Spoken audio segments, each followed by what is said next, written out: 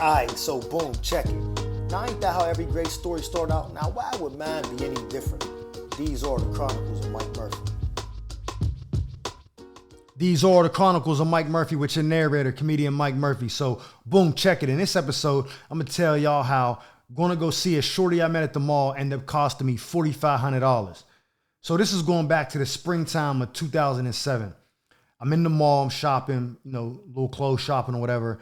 I run into this light-skinned shorty. I mean, she bad, thicker than a Snicker. I'm like, damn, shorty look good as hell. She looking at me, I'm looking at her. So I approach her. How you doing? What's going on? She's like, how you doing? I'm like, yeah, what's up with you? I see you looking at me. She's like, you handsome. I'm like, shit, you look good yourself. We laughing, caca, I'm making her laugh. That's what I do. We exchange numbers or whatever. Now we talking and texting or whatnot. And in the process of that conversation, she tells me that she had recently had a baby a couple of months ago. I'm like, damn, like maybe like 5-6 months ago. I'm like, oh, where's the dad? She's like, dad ain't around, some sob story or whatever. That's not here nor there, but she ain't with the dude. I said, oh, where you live at? She tells me where she lives. I ain't gonna lie. It was like maybe an hour away from where I live. So I know this ain't gonna be a joint I see multiple times during the week. I might see her once on the weekend, if that, because that's too far. I'm not driving an hour each way to see you. You know what I mean? You can come pull up on me though, but I don't tell her that. We just keep talking or whatever. And at some point in us having a conversation, she says, yo, I'm gonna keep it real with you. I need to see you like this weekend.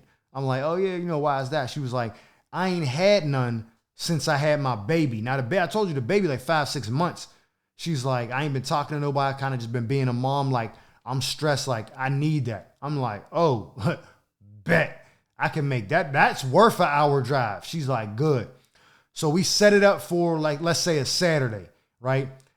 I had this Range Rover, right? 2001, I believe. Yeah, 2001 Range Rover, just like the one in the Jay-Z's Imaginary Player videos.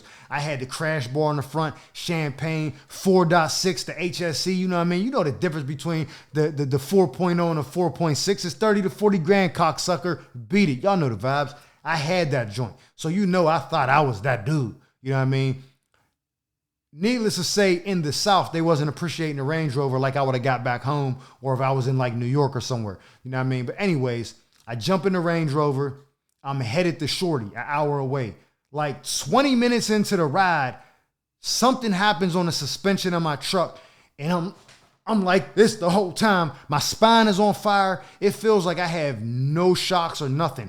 I feel every bump in the road. My back feel like it's about to shoot through the back of my head. Pause. I'm like, bro, what is going on? I'm hitting the manual suspension lift, like all that on this Range Rover. None of it's working. And it's raining. So now I'm driving slower because the truck is rough and it's raining. I can't see that well. That hour trip took me like an hour and 45 minutes to get to her. I was tight. I get to the apartment complex and it was a big complex. So where I parked and where she lived, I had to walk in the rain far because I didn't park close to where her house was because I didn't know. So when I finally get in, she opens the door and she got like this look on her face. Like she's like, you gonna be so mad at me? I'm like, nah, what the fuck is you talking about? I'm like, nah, no more bad news, right? She's like, I just came on my period. I was like, I don't care. Put a towel down. She's like, are you serious? I'm like, yes. She's like, I mean, I don't mind if you don't. I'm like, I don't mind. Listen, put the towel down. She's like, all right. She comes in, we kicking it. She's like, yo, let me just put little man to sleep and then I'll come back out. I'm like, bet. He's not trying to go to sleep. And I'm like, oh, it's getting late, man. Like, I got to go back and I got to drive in that raggedy-ass truck all the way back to Fort Hood. I'm like, yo, we got to hurry this up. She's like, well, he's up. I'm like, man, just, I don't know, lay him next to us. Like, just, you know what I mean? Like, I'm a foul nigga. I ain't going to lie. Like, I would never do that now, but I was 22 at the time. Yeah, put him next to us. So I'm on top on the bed beating and she's leaning over like, nursing it, like patting the baby's back to keep it quiet. Hey, yo, I'm thinking about it right now. I'm a sick bull, but I'm hitting it and he's like, I ain't gonna lie, like when I'm pressing down, like, cause I'm on top, is like smushing like the soft the soft mattress. So he rolled into us one time, right? And it felt mad weird. I was like, oh shit. I'm like, yo, we got to get on the floor because that can't happen again. Like I went right down to like 60% hard. Like I lost 40% in the meat immediately because that was like OD for me. So we get on the floor, put the quilt down, put the towel down on top of the quilt.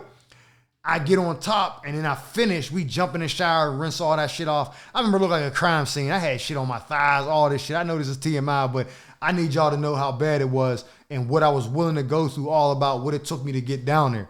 I finished or whatever. I think she cooked it. I ate some food with her real quick and I got back in the whip and I drove all the way back to Fort Hood. I ended up taking a Range Rover to the dealership in Austin like 2 days later or some shit. Had my boy follow me down there.